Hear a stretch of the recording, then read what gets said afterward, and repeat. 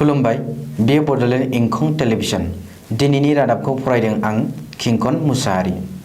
दिनैनि गाहाय रादाबफ्राव दं दिनै सनल सोरखारनि केबिनेट मेल जथुमदों। आसामनि मोन 23निबो बांसिन जिल्लायाव गिख्रंथाव दैबाना। आसामाव मिथिंगायारि अलखदजों भुगिनांनायफोरनो मिरुनिफ्राय थोजासे मदद होगोन। उदालगुरियाव सासे डाक्टारनि देहायाव कभिड-19 पजिटिभ। क'क्राझाराव खर' गैयै आइजोनि गोथै सह मोन्दों, फिसायजों लोगोसे 4 एरेस्ट।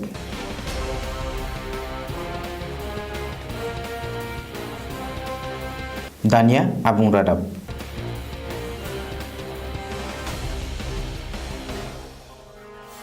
दिनै बेलासियाव गिबि मन्त्रि सर्बानन्द सन'वाल दैदेननाय जथायारि सोरखारनि केबिनेट मेल जानानै थाङो।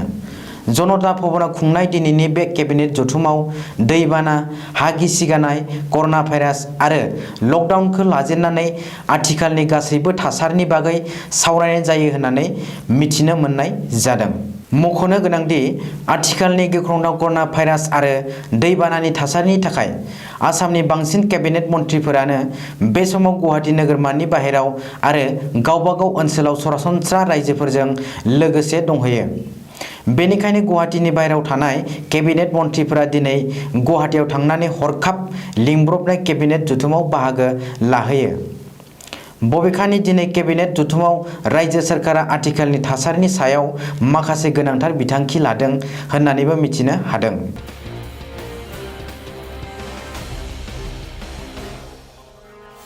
आसामाव कर'ना भाइरासनि गाग्लोबनाया गिख्रंथाव महर लाफुनाय समावनो देग्लायनि नैथि दैबानायाबो आसाम नाङै खना खनला लोमसावदों।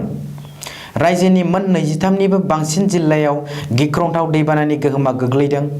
दैबानाजों रायजो नाङै 9,30,000निबो बांसिन सुबुंफोरा भुगिनांदों। दिनै फुंबिलियाव बे रिपर्टखौ होदों आसाम स्टेट डिजास्टार मेनेजमेन्ट अथ'रिटिआ। मख'नो गोनांदि थांनाय साननैसोआव लान्थ्रियै जे अखा हाबाय थानायनि थाखाय धेमाजि, लखिमपुर, बिश्वनाथ, उदालगुरि, दरं, नलबारि, बाक्सा, बरपेटा, बङाइगाव, क'क्राझार, चिरां, धुबुरी, साउथ सालमारा, गवालपारा, कामरुप जिल्लाखौ लाफानानै रायजोनि मोन 23निबो बांसिन जिल्लाफोराव दै बानाया लोमसावदों। बबेखानि रायजोनि माखासे गाहाय दैमा दैसाफोरा दासिमबो खैफोद सिमनानि गोजौआव बोहैगासिनो दं होननानैबो मिथिनो मोननाय जादों। बेखौबो मख'नो गोनांदि दैबानाजों भुगिनांनायफोरखौ नांगौबादि मदद खालामनो थाखाय रायजोनि गासैबो जिल्ला बेंगिरिफोरखौ गिबि मन्त्रि सर्बानन्द सन'वालआ बिथोन होदों।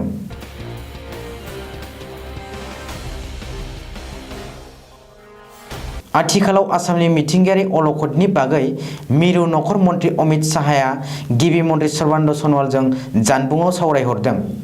गिबि मन्थ्रिजों जानबुङाव सावरायहरनानै आथिखालनि कर'ना भाइरासनि थासारि, दैबानानि थासारि आरो हा गिसिगानानै प्रियंका बर'आ जिउ गोमानाय आरो रायजोनि गुबुन जायगायाव हा गिसिगानाय जाथायनि बागै खौरां लाहरदों। बबेखानि आसामाव गासैबो रोखोमनि मिथिंगायारि अलखदजों भुगिनांनायफोरनो मिरुनिफ्राय नांगौबादि मदद होनो थाखाय मिरु नखर मन्त्रि अमित शाहआ गिबि मन्थ्रिनो खोथा हरदों आरो बेनि बागै गोख्रों खामानि मावनो थाखाय रायजो सोरखारखौ बिथोन हरदों होननानै सुलुङाव मिथिनो मोननाय जादों।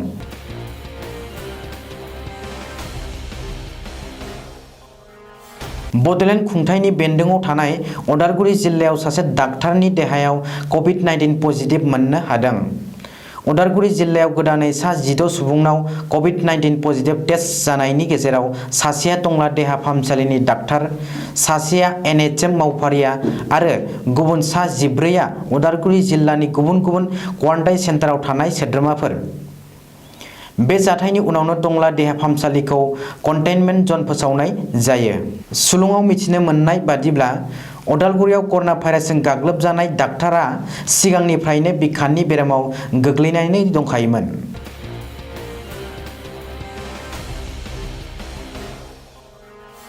क'क्राझार जिल्लानि बालाजान थानानि बेन्दोङाव थानाय सुथुरपारायाव खर' गैयै सासे आइजोनि गोथै सह बोखांनो हानाय जाथाया ओनसोलाव बयखौबो समखिखांहोदों।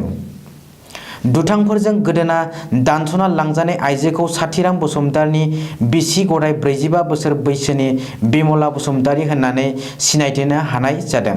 बे जाथायखौ लोब्बा लानानै फिसाय साथिराम बसुमतारिखौ पुलिसआ एरेस्ट खालामनानै जेरा खालामनायनि गेजेरजों बे जाथायनि गाहाय दायनिगिरिखौ सिनायथिनो हानाय जायो आरो दिनै साथिरामजों लोगोसे गायदां मुसाहारि, बुथुंगा बसुमतारि आरो रबिन बसुमतारि मुंनि गुबुन 3 दायनिगिरिफोरखौ पुलिसआ एरेस्ट खालामो। बेनि बागै क'क्राझारनि एसपि राकेश रशनआ फोरमायथिनाय बादिब्ला बिमला बसुमतारिखौ बुथारनो थाखाय फिसाय साथिरामानो चिरां जिल्लानि सासे सुबुंनो हायेर होदोंमोन। बबेखानि आइजोनि गोदोनाखौ दानस'ना खर'खौ साखाथिनि जाहाराव फबनानै दोनहैदोंमोन। नाथाय फिसायखौ एरेस्ट खालामनायनि जाउनावनो गासैबो जाथाया सोराङाव फैयो आरो फबनानै दोननाय आइजोनि खर'खौबो बोखांनो हायो। बे जाथायनि सायाव पुलिसनि नायबिजिरनाया सोलिगासिनो दं होननानैबो पुलिसआ सुलुङाव फोरमायथिदों।